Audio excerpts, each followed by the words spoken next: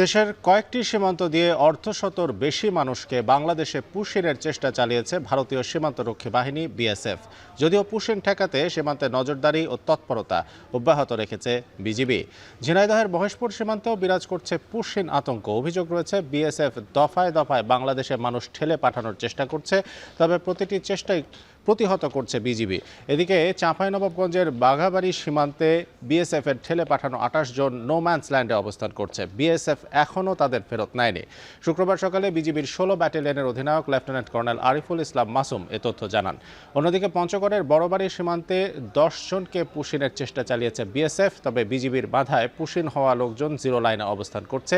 এছাড়া লালমনিরহাটের বিভিন্ন সীমান্ত পয়েন্ট দিয়ে প্রায় ৩৩ জনকে পুশিনের চেষ্টা চালিয়েছে বিএসএফ।